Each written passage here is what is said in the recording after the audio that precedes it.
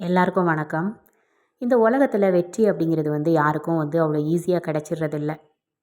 நமக்கு எவ்வளோ தான் திறமை இருந்தாலும், எவ்வளோ தான் நம்ம முயற்சி எடுத்து போராடினாலும், நிறைய நேரங்களில் நம்ம தோல்வியை தான் சந்திப்போம். அதையும் மீறி வாழ்க்கையில் நம்ம வெற்றி அடையணும் அப்படின்னா, நம்மளோட முயற்சியோ, திறமையோ மட்டும் போதாது. உங்களை பின்னாடி இழுக்கக்கூடிய, உங்களை கீழே தள்ளக்கூடிய விஷயங்களை எப்படி புறக்கணிக்கணும் அப்படின்னு சொல்லி நம்ம தெரிஞ்சு வச்சுக்கணும். இந்த வீடியோவில் நான் சொல்லியிருக்கக்கூடிய 8 விஷயங்கள், எந்தெந்த விஷயங்களை நம்ம புறக்கணிக்கணும், வாழ்க்கையில் நம்ம எந்தெந்த விஷயங்களை புறக்கணித்தோம் அப்படின்னா நமக்கு வெற்றிங்கிறது கிடைக்கும் அப்படிங்கிறத இந்த 8 விஷயங்கள் மூலமாக நான் சொல்லியிருக்கேன். வீடியோக்குள்ளே போய் அது என்னென்னு தெரிஞ்சுக்கலாமா?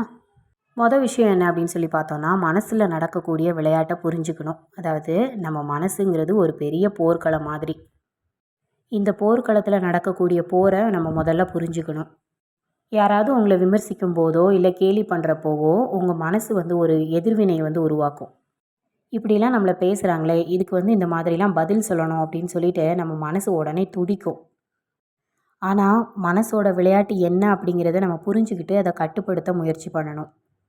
இதில் நம்ம கற்றுக்க வேண்டிய விஷயம் என்ன அப்படின்னு சொல்லி பார்த்தோன்னா, யாரையுமே நம்மளால் திருப்திப்படுத்த முடியாது, எல்லாரையும் நம்மளால் கட்டுப்படுத்தவும் முடியாது. இப்போ நீங்கள் ஏதாவது ஒரு பிஸ்னஸ் ஆரம்பிக்கணும்னு இருக்கீங்க அப்படின்னா, அந்த பிஸ்னஸை பற்றி நீங்கள் ஆரம்பிக்கிறப்போவே நிறைய பேருக்கு தெரிய வாய்ப்பு வரும் இல்லையா? அந்த மாதிரி உங்கள் பிஸ்னஸை நீங்கள் ஆரம்பித்த உடனே நிறைய விமர்சனங்கள் வரும்.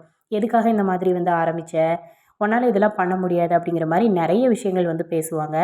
அந்த நேரத்தில் நம்ம ஒவ்வொருத்தருக்கும் பதில் சொல்லிவிட்டு நம்மளோட பிஸ்னஸை பற்றி, நம்மளோட சூழ்நிலையை பற்றி நம்ம விளக்கம் கொடுத்துட்டு இருந்தோம் அப்படின்னா, அந்த நேரத்தில் எதுவுமே ஆக போகிறதில்ல. நம்ம கொடுக்குற விளக்கத்தினாலேயோ இல்லை நம்ம அவங்களுக்கு சொல்லி புரிய வைக்கணும்னு நினைக்கிறதுனாலையும் எதுவுமே ஆக போகிறதில்ல. நம்ம சொன்னாலும் அவங்களுக்கு புரிய போகிறதில்ல. இந்த மாதிரி ஒரு சில விமர்சனங்களை நம்ம புறக்கணிச்சிட்டு, அதாவது இந்த மாதிரி பேசுகிற வார்த்தைகளெல்லாம் நம்ம கேட்காம அதை அவாய்ட் பண்ணிவிட்டு, நம்மளோட வேலை எதுவோ அதை நம்ம பார்த்துட்டே இருந்தோம் அப்படின்னாலே போதும். அந்த டைமில் நம்ம பிஸ்னஸில் நம்ம வெற்றி அடைஞ்சிட்டோம் அப்படின்னா, அதுக்கப்புறம் அவங்க நம்மளை விமர்சிக்க மாட்டாங்க இல்லையா? நம்மளை பற்றி பெருமையாக பேச ஆரம்பிச்சிருவாங்க. இந்த மாதிரி இவ பிஸ்னஸ் ஆரம்பித்தாங்க, இப்போ அதை நல்லபடியாக செஞ்சு முடிச்சிட்டாங்க, அதில் இன்கம் பார்க்க ஆரம்பிச்சிட்டாங்க அப்படிங்கிற மாதிரி நம்மளை பெருமையாக தான் பேசுவாங்க. ஃபஸ்ட்டு நம்மளை விமர்சித்தவங்க நம்மளோட செயல்கள், அதாவது நம்ம அந்த இடத்துல வெற்றி அடைஞ்சிட்டோம், நம்ம சாதிச்சு காட்டிட்டோம் அப்படின்னா நம்மளை அந்த இடத்துல பெருமையாக பேசுவாங்க. இதே அவங்க விமர்சிக்காங்க அப்படின்னு சொல்லிட்டு அந்த செயலை விட்டுட்டோம் அப்படின்னா அதனால் நமக்கு தான் லாஸே தவிர அவங்களுக்கு எந்த ஒரு லாஸும் கிடையாது. அதனால் இந்த இடத்துல நம்ம புரிஞ்சிக்க வேண்டிய விஷயம் என்ன அப்படின்னு சொல்லி பார்த்தோன்னா, விமர்சனங்களோ நமக்கு வரக்கூடிய கேலி பேச்சுகளோ எதுவாக இருந்தாலும் நம்மளை பற்றி ஒருத்தர் சொல்லக்கூடிய ஒரு சில விஷயங்களை நம்ம புறக்கணிச்சிட்டு போகிறது ரொம்ப ரொம்ப நல்லது. 2வது விஷயம் என்ன அப்படின்னு சொல்லி பார்த்தோன்னா, காலம் எல்லாத்துக்கும் பதில் சொல்லட்டும். இதில் சொல்லியிருக்கிறது பார்த்தோன்னா மொதல் விஷயத்தோட லிங்க் ஆகக்கூடியது தான். காலம் கண்டிப்பாக எல்லா கேள்விகளுக்குமே பதில் சொல்லும். நம்மளை கேட்கக்கூடிய கேள்விகள் இது மட்டும் இல்லை, நிறைய கேள்விகளை நம்ம சந்திச்சிருப்போம். சில கேள்விகளுக்கு நம்மளால் பதில் சொல்ல முடியாமல் இருக்கலாம். ஆனால் கண்டிப்பாக காலம் அதுக்கெல்லாம் பதில் சொல்லும். இந்த உலகத்தில் நம்மளை கேலி பண்ணவோ இல்லை நம்மளை ஒரு ஸ்டேஜில் இருக்கோம் அப்படின்னா நம்மளை கீழே தள்ளி விடவோ, உங்களோட திறமையை பற்றி கேள்வி கேட்குறதுக்கும் நிறைய பேர் வருவாங்க. இந்த மாதிரி நேரத்தில் நம்மளோட மனசு நம்மளை என்ன சொல்லும் அப்படின்னா, உடனே பதில் சொல்லு, அந்த மாதிரி கேள்வி கேட்குறவங்களுக்கு உடனே பதில் சொல்லு, கோவமாக திமிராக பதில் சொல்லு அப்படிங்கிற மாதிரி நம்ம மனசு சொல்லும். ஆனால் உண்மையாக பார்த்தோம் அப்படின்னா வாய்மொழி பதில் நம்மளோட நேரத்தை தான் வீணாக்குது. அப்படி கேள்வி கேட்குறவங்களுக்கு நம்மளோட செயல்களே பதில் சொல்லட்டும். நம்ம வாழ்க்கையில் வெற்றி அடையணும்னு நினச்சோம் அப்படின்னா நிறைய இடங்களில் நம்ம மௌனமாக இருந்தாகணும். அந்த மௌனம் தான் அவங்களுக்கு ஒரு நல்ல பதிலடியை கொடுக்கும். இதை நம்மளோட வாழ்க்கையில் நடைமுறைப்படுத்தணும் அப்படின்னா நமக்குன்னு ஒரு கோல் இருக்கும் பார்த்தீங்களா? அந்த கோலை ஒரு பேப்பரில் எழுதி வச்சுக்கோங்க. எழுதி வைக்கிறதோடு மட்டும் நிறுத்திக்காமல் அதுக்கான முயற்சி அப்படிங்கிறத நம்ம கண்டிப்பாக எடுக்கணும். டெய்லி நம்ம அதை எடுத்து பார்க்குறப்போவே நம்ம இந்த மாதிரி கோல் வச்சுருக்கோம், இதை கண்டிப்பாக முடிக்கணும் அப்படிங்கிற மாதிரி நமக்குள்ளே தோண ஆரம்பிக்கும். அந்த கோலை முடிக்கிறதுக்காக நம்ம கொஞ்சமாவது முயற்சிங்கிறது எடுக்கணும். ஒவ்வொரு நாளும் நம்மளால் எவ்வளோ ஸ்டெப் எடுத்து வைக்க முடியுமோ அதுக்காக முயற்சி எடுக்கலாம். சில நேரங்களில் நம்மளோட வெற்றி அப்படிங்கிறது நமக்கு கிடைக்காம இருக்கலாம். ஆனால் நம்ம முயற்சி பண்ணிகிட்டே இருக்கும்போது நம்மளே அறியாமல் ஒரு ஸ்டேஜில் நமக்கு வெற்றி அப்படிங்கிறது கிடைக்க ஆரம்பிக்கும். அப்போது நம்மளை கேலி பேசினவங்க முன்னாடி நம்ம ரொம்ப தைரியமாக நிற்கலாம். அந்த மாதிரி பேசினவங்களுக்கு அது ஒரு நல்ல பதிலடியாக இருக்கும். 3வது விஷயம் என்னன்னு சொல்லி பார்த்தோன்னா, வேண்டாம்னு சொல்ல கற்றுக்கோங்க. இந்த உலகத்தில் நமக்கு இருக்கக்கூடிய பெரிய ஆசை அப்படின்னு சொல்லி பார்த்தோன்னா, நம்ம சுற்றி இருக்கவங்க சந்தோஷமாக இருக்கணும், அதுவும் நம்மளால் சந்தோஷமாக இருக்கணும் அப்படிங்கிற மாதிரி நினைப்போம். இதுக்காக நம்ம என்ன பண்ணுவோம், நம்மளோட நேரத்தையும் சரி, நம்மளோட எனர்ஜியும் சரி ஃபுல்லாக வந்து வேஸ்ட் பண்ணுவோம். ஏன்னா, நம்மள சுற்றி இருக்கவங்க சந்தோஷமா இருக்கணும் அப்படின்னு சொல்லிட்டு, அதுக்காக நம்ம வந்து ஏதாவது ஒரு முயற்சி வந்து பண்ணுவோம் இல்லையா? அதனால நம்மளோட டைமும் வேஸ்ட் ஆகும், நம்மளோட எனர்ஜியும் வேஸ்ட் ஆகும். இதை ஒரே வார்த்தையில எப்படி சொல்வாங்கன்னு பார்த்தோன்னா, அளவுக்கு அதிகமா நல்லவனா இருக்காத, அது ஆபத்து. இப்போ உதாரணத்துக்கு நீங்க ஒரு விஷயம் வந்து பண்றீங்க. இப்போ ஏதோ ஒரு பிஸ்னஸ் வந்து பண்றீங்க.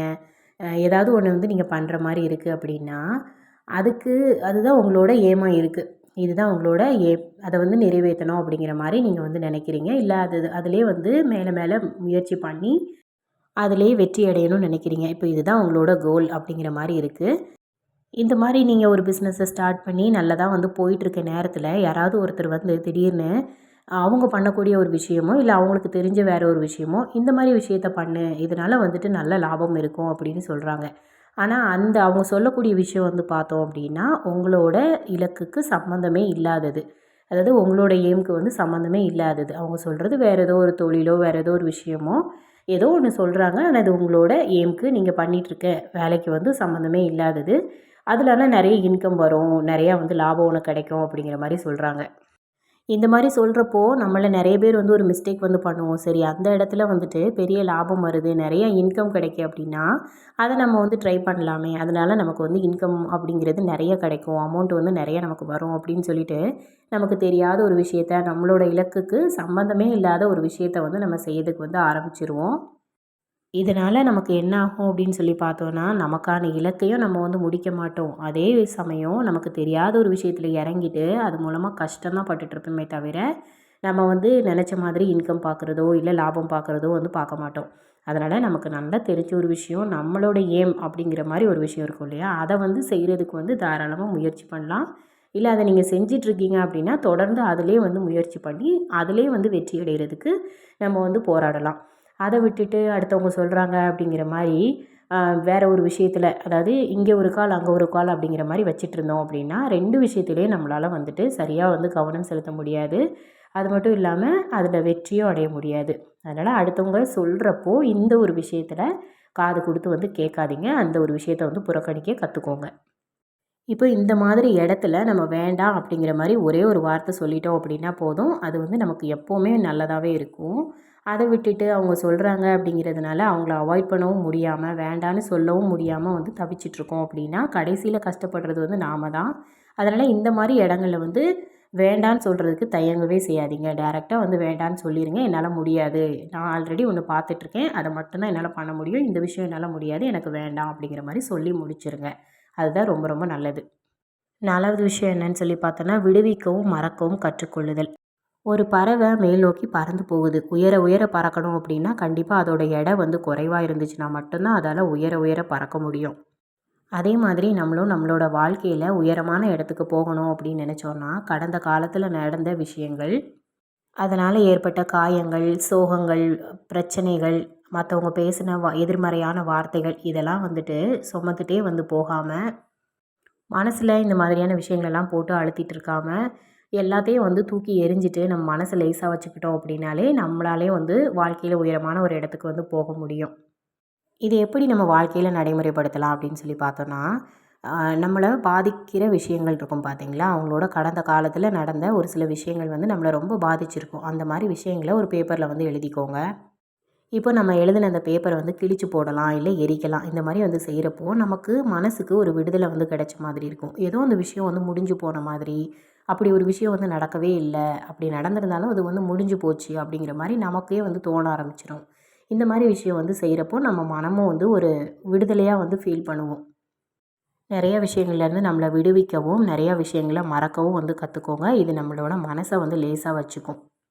5வது விஷயம் என்ன அப்படின்னு சொல்லி பார்த்தோன்னா, யாருக்கிட்டேயும் நம்மள வந்து நிரூபிக்க முயற்சி பண்ண வேண்டாம். நம்ம வந்து ஏதாவது ஒரு விஷயம் பண்ணியிருக்கோம். அந்த விஷயத்தினால யாரோ ஒருத்தங்க வந்துட்டு, நம்ம பண்ண விஷயம் வந்து அவங்க வேற மாதிரி வந்து புரிஞ்சுக்கிட்டாங்க. இல்ல அவங்களுக்கு வேற மாதிரி வந்து நம்ம பண்ண விஷயத்தினால நடந்திருக்கு அப்படின்னா, அது வந்து நம்மளோட ஃபால்ட் வந்து கிடையாது. அத வந்து அவங்க புரிஞ்சுக்கிட்ட விதம், அவங்க பார்த்த விதமா தான் இருக்கும். அதனால அவங்க கிட்ட போய் நம்ம இதுதான் இந்த ஒரு விஷயம் தான் நான் பண்ணுனேன். இதுதான் நான். இதுதான் என்னோட கேரக்டர் அப்படின்னு சொல்லிட்டு, நம்மள நாம வந்து நிரூபிக்கணும் அப்படிங்கிற எந்த அவசியமும் இல்ல. அதனால யாருக்கிட்டயுமே வந்துட்டு என்னைக்குமே நம்மள நிரூபிக்கணும் அப்படிங்கிற மாரி வந்து நினைக்க வேண்டாம். 6வது விஷயம் என்ன அப்படின்னு சொல்லி பார்த்தோன்னா, நம்மளோட வேலையில மட்டும் நம்ம கவனம் செலுத்துறது. அதாவது நெறைய பேருக்கு வந்து நம்ம ஏதாவது வந்து விஷயங்கள் செய்யணும் அப்படின்னு சொல்லிட்டு, நம்மளா போய் போய் வந்து செஞ்சுட்ருப்போம். அந்த மாரி செய்றதுனால நமக்கு எந்த மதிப்பும், மரியாதை எதுவுமே வந்து கிடைக்க போறதில்ல. ஆனா நம்ம வந்து அதெல்லாம் நினைக்காம, இந்த மாதிரி வந்து இவங்களுக்கு வந்து பண்ணோம் அப்படின்னா, அந்த இடத்துல அவங்க நம்மள மதிப்பாங்க. இல்ல அவங்க கிட்ட இருந்து நமக்கு ஏதாவது கிடைக்குமோ, இல்ல ஏதோ ஒரு விஷயத்தினால, ஏதோ ஒரு காரணத்தினால நம்ம அவங்களுக்காக வந்து ஏதாவது ஒரு விஷயம் வந்து செஞ்சுட்டே இருப்போம்.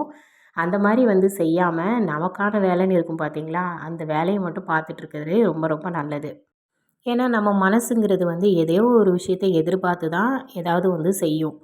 தானாவோ இல்ல எதையும் எதிர்பார்ப்பு இல்லாமலாம் வந்து யாருக்கிட்டயும் நம்ம எந்த ஒரு விஷயத்தையும் வந்து செய்ய மாட்டோம்.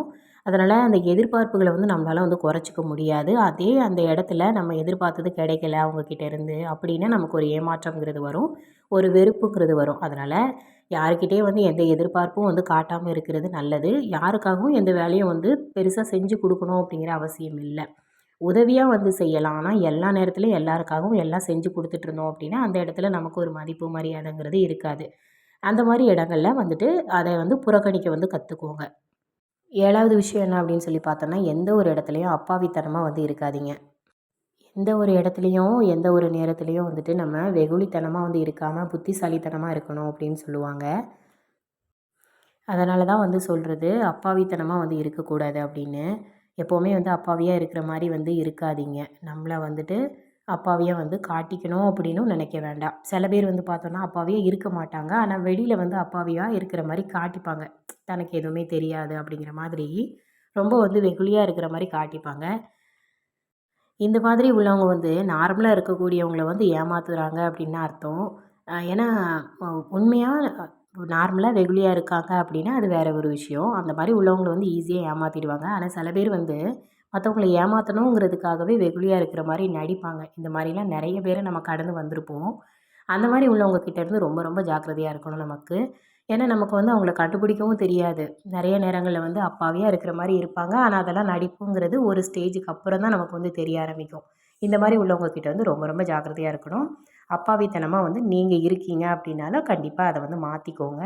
ஏன்னா ஈஸியா நம்மள வந்து ஏமாத்திட்டு போயிருவாங்க. இப்ப இருக்கக்கூடிய உலகத்துல வந்து பார்த்தோம் அப்டின்னா, ரொம்ப ரொம்ப வெகுளியா இருந்தோம் அப்டின்னா, நம்மள ஈஸியாவே ஏமாத்திடுவாங்க. ஓரளவுக்கு வந்துட்டு நம்ம புத்திசாலித்தனமா இருக்கிற மாதிரி வந்து இருக்கலாம். வெளியில உள்ள இடங்கள்லயும் சரி, சுத்தி உள்ள சொந்தக்காரங்க, தெரிஞ்சவங்க கிட்டயும் சரி, எல்லார்கிட்டயுமே வந்துட்டு கொஞ்சம் வெகுளித்தனமா இல்லாத மாதிரி வந்து பார்த்துக்கோங்க. லாஸ்ட்டா 8வது விஷயம் என்ன அப்படின்னு சொல்லி பார்த்தோன்னா, உங்கள பத்தி யார் என்ன சொன்னாலுமே வந்துட்டு அத புறக்கணிச்சுட்டு போயிருங்க.